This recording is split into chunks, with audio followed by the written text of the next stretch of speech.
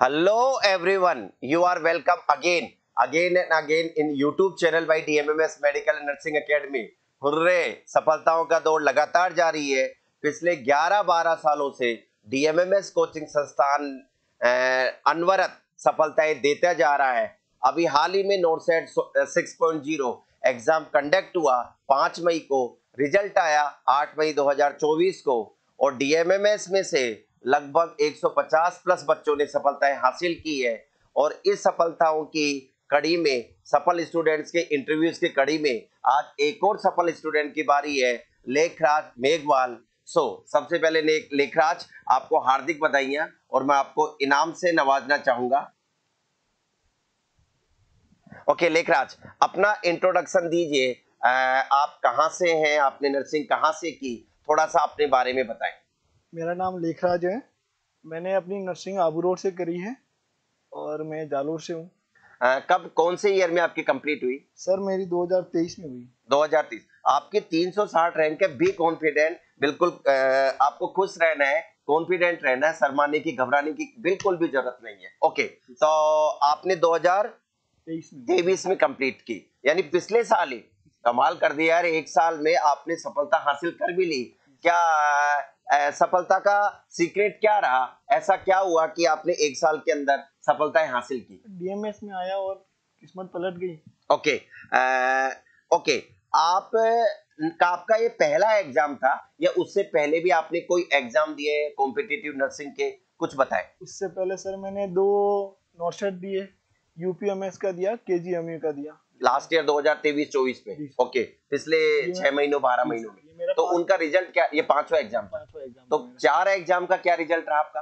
Sir नहीं हो पाया उसमें से। नहीं हो पाया। चलो मैं थोड़ा सा डिटेल में पूछ लेता हूँ। नोटसेट 4.0 जो कि 2023 में जून में हुआ था, खतरनाक एग्जाम था और शायद आपका सामना पहला उसी से हुआ होगा। तो क्या रहा उसका आलम, मतलब वो पेपर देख के रिजल्ट क्या रहा? रिजल्ट तो बिल्कुल बेकार रहा। पेपर मतलब ऊपर से ही गया, पहला था। क्या स्कोर रहा था आपके 200 में से? 200 में 56 नंबर आए थे सर। 200 में से 56 नंबर। आप देख सकते हो 25%, लगभग 28% इसके मार्क्स आए कटपिट के। ये 56 के में से भी कुछ कटा है, कटपिट के 56, कटपिट के 56। चलो, फिर उसके बाद आपने सितंबर वाला नोट सेट दिया होगा 5.0, तब प्री और मेंस हो चुका था। तब उसमें क्या आलम रहा आपका? सर मेरा प्रीलिम्स तो क्लियर हो गया था, लेकिन मेंस में मेरा नहीं हो गया। प्री हो गया था। चलो आप एक स्टेप आगे बढ़े, यानी 4.0 में बिल्कुल असफल। टाइम फिस 28% मार्क आए। फिर उसके बाद आपका प्रीलिम्स हो गया, फिर मेंस रह गया, फिर उसके बाद वापस आप जुट गए। तो सितंबर से लेकर और अगले 6 महीने अप्रैल तक आपने क्या स्ट्रेटजी अपनाई? बच्चे ये जानना चाहेंगे, आपका रूटीन क्या रहता था? क्या आपने लाइब्रेरी ज्वाइन की? कितने घंटे सुबह, कितने घंटे शाम को? कैसे आप पढ़ते थे? क्या एक ही सब्जेक्ट को कंप्लीट कर देते थे या दिन में 2-3 सब्जेक्ट उठाते थे? कुछ अपनी स्ट्रेटजी बताएं बच्चों को। मैं सुबह मतलब 8 बजे से लगा के रात को 1-1.5 बजे तक पढ़ता था। रात को 8 से 1-1.5 बजे तक, लगभग 4-5 घंटे हो गए। मतलब सुबह 8 से रात को 12 बजे तक, मतलब इसके बीच में 2-3 घंटे का ब्रेक हो जाता था। Is it true? 10 से 12 घंटे में हर रोज देता था। ओह माय गॉड, आप देख रहे हो नोटसेट एम्स एस्पिरेंट्स। अगर आपको नोटसेट चाहिए तो लेखराज ने साफ शब्दों में कह दिया है कि मैं सुबह 8 बजे से लेकर और रात के 12-1 बजे तक पढ़ता था। बीच में बस खाना पीना, आधा 1 घंटा खाना पीना, कोई घर से कॉल आ जाए, उसके अलावा मैं लगातार पढ़ता ही रहता था। तो सुन लीजिए, अगर आपको भी सफलता चाहिए तो आपका सिर्फ एक ही काम होना चाहिए, पढ़ाई पढ़ाई पढ़ाई। और अगर आपका दिमाग थक जाए तो आप रात में रेस्ट कर सकते हैं। तो कैसे आप पढ़ते थे? क्या क्या सब्जेक्ट पढ़ा, क्या क्या कंटेंट पढ़ा, कुछ आप बताएं बच्चों को। कंटेंट तो वही डीएमएस में जो पढ़ा मैंने वही, यानी डीएमएमएस में ऑफलाइन में जो आपको कंटेंट मिला। हाँ डीएमएस ऑफलाइन से मैंने नोट्स पढ़े, इसके अलावा मैंने कोई दूसरी तीसरी चीज छेड़ी नहीं। मैंने बस वही थ्योरी पढ़ी, वही पढ़ा बस। चलो अच्छी बात है। तो क्या स्ट्रेटजी रहती थी? क्या आप किसी एक सब्जेक्ट को 2-4 दिन में पूरा करते या फिर हर दिन में 2-3 सब्जेक्ट लेते? क्या स्ट्रेटजी रहती? मेरा सर ये रहता था कि मैं एक दिन में एक सब्जेक्ट और 2-3 सब्जेक्ट के एमसीक्यूज करता था। जैसे एक सब्जेक्ट के 100, मतलब रोज के 300 ऐसे।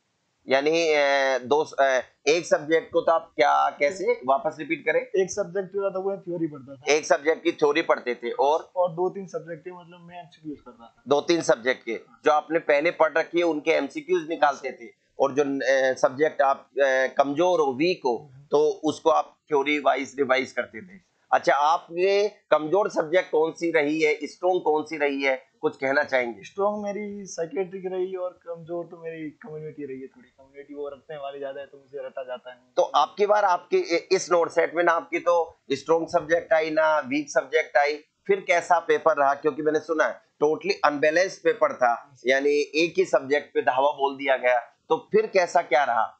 प्रीलिम्स देने के बाद आपका क्या हालात थे, क्या आप कह रहे थे अपने पेरेंट्स से अगर बात हुई तो? मैंने अपने पापा से बात करी, मुझे आज भी अभी भी याद है। मतलब मैंने पापा को बोला पापा शायद मेरा नहीं हो पाएगा प्रीलिम्स, मेरा पेपर इतना अच्छा गया नहीं है। और दूसरे दिन ही मैंने आरएमएल का फॉर्म भरा है, जैसे आपको बताया था मैंने। ओके, यानी आरएमएल का फॉर्म आपने भर दिया। हाँ, मैंने ओके भर दिया कि मेरा प्रीलिम्स नहीं हो पाएगा। ओके। लेकिन फिर 3-4 दिन में ऐसे थोड़ा परेशान था यार, इतनी मेहनत करी क्यों नहीं हुआ क्यों नहीं हुआ। लेकिन रिजल्ट आया और हो गया फिर। चलो ठीक है। ये तो प्रीलिम्स में जब आपको सफलता मिली कि मैं हो गया, फिर आपका क्या आलम था? सर फिर वो था ना, मेरे को हारने का भय बिल्कुल नहीं था कि अभी तो मैं जब प्री हो गया ना, इसमें मेरा हो सकता नहीं, अभी कैसा भी पेपर आ जाए मैं फाड़ दूंगा, बस मेरे को इतना था अपने। चलो अच्छी बात है, बहुत अच्छी बात है। कॉन्फिडेंस। बिल्कुल कॉन्फिडेंस बढ़ता है लेखराज जब आप एक एग्जाम को पास कर लेते हैं। और मामला थोड़ा 50-50 था, होगा नहीं होगा, बल्कि 60% था नहीं होगा, पर वो सफलता मिली तो एक कॉन्फिडेंस बढ़ा। आपके पिताजी क्या करते हैं? सर मेरे पिताजी के सब्जी का ठेला है। सब्जी का ठेला। सब्जी के ठेले वाले ने प्राइवेट कॉलेज से आपने नर्सिंग की है, प्राइवेट कॉलेज से आपको नर्सिंग करवा दी और कोचिंग भी करवा दी। लेडीज एंड जेंटलमैन, एक सब्जी के ठेले वाले ने सब्जी का ठेला लगाने वाले व्यक्ति के बच्चे ने नोट सेट में ऑल इंडिया 360 रैंक, और कैटेगरी रैंक बोलूं तो कैटेगरी रैंक सर मेल में तो 25 है और 25। हमको मेल कैटेगरी देखनी है क्योंकि आप फीमेल तो हो नहीं, तो मेल कैटेगरी में ऑल इंडिया रैंक 25 इन एससी कैटेगरी। तो लेखराज ने वो कमाल कर दिखाया है, शाबाश। सब्जी के ठेले लगाने वाले के लाल, तुझे धन्यवाद। और आपके पिताजी को सादर प्रणाम, मेरा नमस्कार कहना कि सर ने नमस्कार बोला है। और लाख लाख बधाई है। कभी आए आप अपने पिताजी को लेके डीएमएमएस में, ताकि ऑफलाइन क्लासेज में आप बच्चों को मोटिवेट कर सके। ओके, तो आपके पिताजी ने आपको प्राइवेट कॉलेज में पढ़ाया, आपका एकेडमिक कैसा रहा? आप कॉलेज में पढ़ने में कैसे थे? First year, second year, third year? पढ़ने में तो ठीक था, लेकिन पता नहीं सर मेरा नसीब ही नहीं था, पता नहीं मेरी बैक आती थी। बैक आती थी? किस में बैक आई आपकी? मेरी फर्स्ट ईयर में, सेकंड ईयर में, थर्ड ईयर में मतलब कंटिन्यू आती रही। ये सच है? मार्कशीट शेयर करना चाहोगे? आज तो आप तो कर ही सकते हो। कभी भी। तो आप देखिए, लेखराज कह रहा है कि मेरी फर्स्ट ईयर में बैक थी। किसके सब्जेक्ट में? Sir anatomy physiology. एनाटॉमी और कम्युनिटी सॉरी बायोकेम और उसमें न्यूट्रिशन। बायोकेम और न्यूट्रिशन में। ओके, सेकंड ईयर में किसमें बैक थी आपकी? एमएसएन और कम्युनिटी में। एमएसएन और कम्युनिटी। थर्ड ईयर में क्या रहा आपका आलम? साइकेट्रिक में। साइकेट्रिक में बैक। और साइकेट्रिक पर आपकी स्ट्रॉन्ग बनी, क्यों ऐसा? सर मैंने अपने आप से वो, जब मेरी बैक आई तो मैंने कसम खाई थी, मैंने जब घर पे बोला था, घर वाले भी थे कि कुछ नहीं, लेकिन वो परेशान थे, उनके फेस पे दिख रहा था। लेकिन फिर मैंने बोला कि अभी हो गया, बस साइकेट्री को मैं अपना इतना बेस्ट बनाना है कि मतलब मेरे से बेटर कोई नहीं जानता। तो आप देख सकते हैं, जब आपको एहसास हो जाता है अंतरात्मा से कि यार नहीं, मैं गलत कर रहा हूं माता पिता के साथ, माता पिता कैसे कैसे मजदूरी करके पैसे कमा रहे, मुझे प्राइवेट कॉलेज में पढ़ा रहे, मोबाइल भी दिलाए, मोबाइल का खर्चा भी दे रहे, रहने का खर्चा भी दे रहे, और मैं बैक टू बैक लाए जा रहा हूँ। यानी फर्स्ट ईयर में बैक, सेकेंड ईयर में बैक, थर्ड ईयर में बैक। तो आपकी अंतरात्मा जगी और सेल्फ मोटिवेशन मिला। And you know what, self motivation is always best motivation. जब आपकी अंतरात्मा जाग जाएगी, तब आपको अपने आप ही ज्ञान हो जाएगा पढ़ाई का। तो वहां से फिर आपने पढ़ना चालू किया और लेखराज ने फिर वीक सब्जेक्ट को अपना स्ट्रॉन्ग सब्जेक्ट बना लिया। Well done Lekhraj. ओके, जब आपका रिजल्ट आया मेंस का ऑल इंडिया 360 रैंक, तो आपने उन मजदूर व्यक्ति को, यानी आपके पिताजी को, ठेला लगाने वाले व्यक्ति को जब सूचना दी, माता पिता को सूचना दी, तो उनके चेहरे पे क्या भाव थे? थोड़ा कुछ बताएं। मुझे पता है पापा वही दुकान पे, मतलब ठेले पे थे, वो सब्जी बेच रहे थे। उनको बोला तो मतलब उनके मतलब उनकी आवाज ही नहीं निकल रही थी। बिल्कुल आवाज, अगर आप बोलते तो शायद आंख में आंसू भी देख पाते। हाँ सर, वो मतलब अल्टीमेट फीलिंग थी वो, मतलब कभी भूल ही नहीं सकता मैं सर। आपको कैसे फीलिंग आई? आपको कैसे पता पड़ा? रिजल्ट आया, किसने बताया? खुद? मैं सो रहा था, मेरे रूममेट था, उसने मेरे को जगाया, भाई रिजल्ट आ गया। मैंने बोला इतना जल्दी आ नहीं सकता, लेकिन फिर देखा रिजल्ट आ गया। फिर पता नहीं, देखा 3 सेकंड तक तो मेरे रोल नंबर दिखे नहीं। मेरा सोचा यार पेपर तो मेरा इतना अच्छा हुआ, रोल नंबर क्यों नहीं दिख रहे। फिर बाद में 360 दिखा, तो मतलब ऐसे लग रहा कि सारा बोझ हल्का हो गया। मतलब आप तो, ये नंबर भी बड़ा फेमस है 360 एबी डिविलियर्स, सूर्य कुमार यादव। कहीं आप सूर्य कुमार यादव के फैन तो नहीं है? एबी डिविलियर्स का एबी डिविलियर्स के तो आज एबी डिविलियर्स में आरसीबी का फैन हूं सर। आरसीबी के फैन हो, एबी डिविलियर्स के फैन हो, तो आप आज एबी डिविलियर्स को एक ट्विटर कर देना कि आज मैंने आपका फेवरेट आंकड़ा छू लिया 360 डिग्री। चलो अच्छी बात है। तो लेखराज, आप अपनी सफलता का श्रेय किसे देना चाहेंगे? ऑप्शन में बता देता हूं, सुन ले। पहला, आर्थिक तंगी, पिताजी आपकी मजदूरी करते थे और परिवार में आर्थिक तंगी थी। दूसरा ऑप्शन बी, आपके कॉलेज में बैक लग रही थी, लगातार बैक लग रही थी, बैक टू बैक लग रही थी आपके first year, second year, third year. Third, आपने डीएमएमएस में एडमिशन लिया तो किसी के कहने पर उस स्टूडेंट को थैंक यू कहना चाहोगे, श्रेय देना चाहोगे, या खुद ने लिया, खुद का डिसीजन था? तो डीएमएमएस में आप पढ़े, ये आपका लकी पॉइंट रहा, अनलकी रहा, ये आप सफलता का सूत्र मानना चाहोगे? और चौथा डी, आप अपनी मेहनत को, आप अपनी लगन को किसे सफलता का श्रेय देना चाहेंगे? अन्य आप जो कहना चाहेंगे। सर पहले तो अपने पेरेंट्स को बिल्कुल थैंक यू बोलूंगा कि मतलब हमारे परिवार में कोई नहीं, इतना मेरे जितना कोई ना तो पढ़ा हुआ है, ना इतने कोई पैसे किसी ने डाले हुए। मतलब मेरे पापा ने जितना कमाते, समथिंग 80% तो मेरे ऊपर ही खर्च करा है उन्होंने। बिल्कुल, एक सब्जी के ठेले वाले व्यक्ति कमा भी इतना ही सकते हैं कि फीस भर दे, क्योंकि सालाना लगभग 1 लाख रुपए फीस होती थी। फीस होती है, और सर में रहता था, रहना खाना, फिर बिल्कुल बिल्कुल बिल्कुल, इतनी कमाई होती है मजदूरी में। तो आपके ऊपर देख लीजिए, आपके पिताजी का शुभ नाम? चगना राम जी।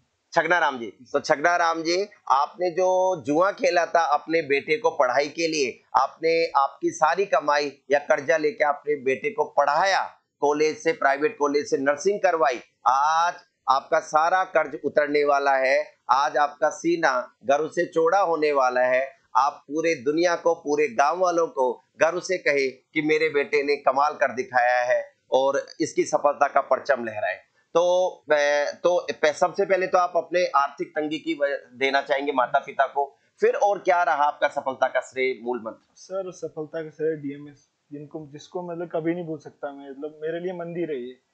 ओके, तो आपके डीएमएमएस को सफलता का श्रेय देना चाहेंगे। अच्छा, डीएमएमएस आपने उतार चढ़ाव में देखा, सुना, फिर भी आपने डीएमएमएस क्यों चुना? सर पता नहीं, अंदर से लग रहा था कि जाना तो इधर ही जाना है। लोगों ने बहुत बोला ये है, उधर गए, उधर उधर कहीं दूसरी जगह पढ़ने वालों मैंने को बोला इधर भाई आ जाओ, उधर आ जाओ, और उनका तो प्री भी क्लियर नहीं हुआ। प्री भी क्लियर नहीं हुआ है और आज आप मेंस में रो विद 360। अच्छा, आज आपको दुख नहीं है कि जोधपुर में वैकेंसी नहीं है? अगर जोधपुर में वैकेंसी होती तो क्या आपको जोधपुर मिल पाता? सर आराम से मिल पाता, 360 में तो आराम 360 में तो जोधपुर आराम से मिल पाता, क्योंकि आपके ऊपर कुछ तो अनरिजर्व में चले गए, हाँ सर। तो आपकी तो कैटेगरी में टॉप 5 10 में होगी। तो अगर 5-10 सीट भी होती एससी बॉयज की तो आपका काम हो जाता। चलो कोई बात नहीं, कोई बात नहीं, कोई बात नहीं, बैड लक पर तैयारी करते रहें। आप आगे क्या करना चाहेंगे? क्या आप अपनी मेहनत की इस कड़ी को यहीं रोकना चाहेंगे या आगे और कुछ तैयारी करते रहना चाहेंगे? मेरे पापा का सपना है कि मैं पास में आऊं जोधपुर में, तो उसके लिए तैयारी तो लगातार रहेगी। ओके, तो आप जोधपुर एम्स में आने के लिए लगातार तैयारी करते रहेंगे और मैं ईश्वर से मनोकामना करता रहूंगा कि इसकी मेहनत रंग लाए और ये मनवांछित सफलता पाए। आज इसने सफलता पाई है, पर ये अपने घर के निकट, घर के पास जोधपुर आना चाहता है, तो जोधपुर भी आप आए। यस, सबसे पहले मैं यहाँ पर एक अनाउंसमेंट करना चाहूंगा कि डीएमएमएस ने अनुप्रति योजना शुरुआत की है। अनुप्रति योजना के तहत जो स्टूडेंट, जो नर्सिंग का छात्र नर्सिंग कॉम्पिटिटिव एग्जाम की तैयारी करता है ऑफलाइन क्लासेज में, उसको 10,000 रुपए का डिस्काउंट मिलता है टोटल फीस में से। और अगला बैच, और एक और डीएमएमएस में परंपरा है, ट्रेडिशन है कि जो भी सफल स्टूडेंट होता है उसके नाम पे बैच चलता है। तो लेखराज मेघवाल एलआरएम के नाम पे नया बैच चालू होगा और बैच चालू होगा 15 जून 2024 से। अधिकतर इंफॉर्मेशन के लिए और अधिक इंफॉर्मेशन के लिए आप स्क्रीन पर जो नंबर दिए गए हेल्पलाइन नंबर उन पे आप कॉल कर सकते हैं। So do not forget, save the date 15 June 2024। Batch का नाम होगा LRM लेखराज मेघवाल, और आपको 15 तारीख को आपको आना है बच्चों को संबोधित करने और बच्चों को मोटिवेट करने की सफलता का सूत्र बताने। तो लेखराज आपको मिलने वाला है 15 जून को, आप सबको प्रॉमिस करते हैं। यस, तो अनुप्रति योजना में आप जो गरीब बच्चे, आपने गरीबी भी देखी है, क्या योगदान देना चाहेंगे? सर मैं 5 बच्चों को। ओके, तो लेखराज ने यहाँ पर क्लियर कर दिया है कि मैं 5 बच्चों की फीस में 10 हजार 50,000 रुपए देना चाहूंगा। ऑफ कोर्स मैं एक साथ नहीं लूंगा लेखराज, आपसे इंस्टॉलमेंट में लूंगा हर महीने। आपकी अगर 80,000 रुपए सैलरी होगी तो पर मंथ आपसे 5,000 रुपए लूंगा, ताकि आपकी तरह कोई गरीब बच्चा, ठेले वाले का बच्चा, मजदूर का बच्चा और सफलता हासिल करके। तो एक बार जोरदार तालियां बजाएं लेखराज के लिए। मैं खुद बजाता हूं कि लेखराज ने 5 बच्चों के लिए 50,000 रुपए का योगदान का बोला है। ओके, और भगवान इस 50,000 को 5 लाख करेगा आपके लिए, ये मेरी गारंटी है। तो लेखराज 15 तारीख को आपको ऑफलाइन क्लासेस में मिलेगा। यस लेखराज, और कोई इन बच्चों को मोटिवेशन वाक्य कहना चाहो? आपने लगभग साल 1.5 साल स्ट्रगल किया, क्योंकि 2022 में आप आ गए थे शायद। कब एडमिशन हुआ? 22 में, अक्टूबर नवंबर लास्ट में। तो आप 2022 में अक्टूबर नवंबर में आए और आज 2024 मई चल रहा है, तो लगभग 18 महीने आपने स्ट्रगल किया। अप्स एंड डाउन्स रहे होंगे, खुशी भी हुई होगी, डिप्रेशन भी होगा रिजल्ट से, फैमिली प्रेशर से। तो उस प्रेशर से बच्चे कैसे निकले? क्या कहना चाहोगे कि जब भी डिप्रेशन का फीलिंग हो तो बच्चों को क्या करना चाहिए? डिप्रेशन की फीलिंग तो पता है, ये तो आएगी। एक टाइम लगेगा कि नहीं हो पाएगा, एक टाइम लगेगा हाँ मैं कर लूंगा, चीजें आती है। इस टाइम पे अपने आप को मेंटली स्ट्रॉन्ग करना बहुत जरूरी है। इसके लिए मेरे हिसाब से अपने फैमिली की जो स्थिति है, उनकी जो बातें, उनसे बातें करो। मतलब जितना हो सके अपन फैमिली से कनेक्ट रहे तो फिर हाँ, तो वो चीजें सारी सही रहेगी। बाकी सब डिस्ट्रैक्शन से दूर रहो, यही। चलो, तो लेखराज ने क्लियरली शब्दों में बोल दिया है कि keep away yourself from distraction. There are many type of distraction, you know very well. आजकल तो सबसे ज्यादा डिस्ट्रैक्शन सोशल मीडिया ज्यादा डिस्ट्रैक्ट करता है। तो बनाए रखे आप उसके सोशल मीडिया के संपर्क में रहे, पर आपका एक लिमिटेड टाइम हो, डेली के 15 मिनट आधा घंटा, नॉट मोर देन दैट। और माता पिता के संपर्क में रहे, जैसा लेखराज ने बताया। तो आप मेरा सर हर रोज रहता था, मतलब 1 घंटा में घर पे बात करता था डेली 1 आवर। मैं किसी से बात नहीं करता। बिल्कुल, लेखराज ने ज्यादा किसी से बात नहीं की, अपने फैमिली से, क्योंकि फैमिली की आर्थिक तंगी, पारिवारिक परिस्थितियां आपको पढ़ने के लिए मोटिवेट करती है। वो क्या चाहते हैं उनकी मनोदशा बताती है। अच्छा, माता पिता आपका फुल सपोर्ट करते रहे या कभी हाथ खींच लिया? कभी नहीं मेरे को मतलब बोला, मतलब एक टाइम पे आके मेरे को बोला कि बेटा अब कुछ करना ही पड़ेगा तेरे को, लेकिन ऐसा कभी नहीं बोला कि हाँ कि मतलब कमी आ रही है पैसों की। वो भले कहीं से भी लाए, लेकिन मेरे को कभी नहीं बोला कि। लेकिन एक बार एक टाइम आया, बोला कि अभी काम इतना नहीं हो पाएगा, बस तू जॉब ले ले। तो यानी आप ये कहना चाहते हैं माता पिता भी एक लिमिट तक आपका हाँ, साथ देते हैं 99%, पर एक लिमिट आती है जब माता पिता हल्का सा सॉफ्ट सिग्नल दे देते, बेटा कुछ करना पड़ेगा। तो इन बच्चों को आप क्या कहना चाहोगे? यही कहना चाहूंगा, बस अपने माँ बाप का सपना पूरा करो, बाकी सब चीजों से दूर रहो। बड़ी मेहनत से अपन को यहाँ तक पहुँचाते, वो पैसे वगैरह जब कमाएंगे तब पता चलेंगे। अपन उड़ाते इधर इधर डिस्ट्रैक्शन वगैरह उनमें, ये सब चीजें ना करो, बस पढ़ाई पे ध्यान दो बाकी सब। तो मेंस में आपने कितने क्वेश्चन अटेम्प्ट किए, कितना आपका स्कोर रहा, कुछ ये बच्चे भी जानना चाहिए। सर मैंने 84 क्वेश्चन अटेम्प्ट करे थे। 84, 71 सही रहे थे और 13 71 सही रहे। तो you can see clearly authenticity of DMMS content. Lekhraj Meghwal attempted 84 questions out of 100 in NOTSET 6.0 mains examinations, and he marked it correctly to 71 questions. Only 10 to 12 questions were wrong attempt, वो wrong थे, बाकी 71 question. तो क्या ये डीएमएमएस के content की authenticity बताता है? जी सर, मैंने और किसी पे ट्रस्ट करा ही नहीं सर। चलो, अच्छी बात है। तो क्या आप आज बिल्कुल आसमां पे अपने आप को फील कर रहे हैं? सर मतलब जैसे लग रहा है कि मतलब 100 किलो का बोरा था सर पे, वो हट गया। 100 किलो का बोरा था, वो हट गया। अब आप कुछ भी अच्छा सा कर सकते हैं। सो और कुछ कहना चाहे बच्चों को? और सर मैं अपने दोस्तों को थैंक यू कहना चाहूंगा, सुरेंद्र, मुकेश और मेरा रूममेट वगैरह, उन्होंने बहुत सपोर्ट करा मेरा, उनको थैंक यू कहना चाहूँगा। और सर मेरे जीजू, जिन्होंने मतलब कभी कभार ऐसा होता था मैं पापा से पैसे नहीं मांग पाता था, उन्होंने भी मेरा बहुत सपोर्ट करा। तो मतलब दीदी वगैरह, उन्होंने मतलब फैमिली ने वगैरह सबने सपोर्ट, सबको थैंक यू कहना चाहूँगा मैं।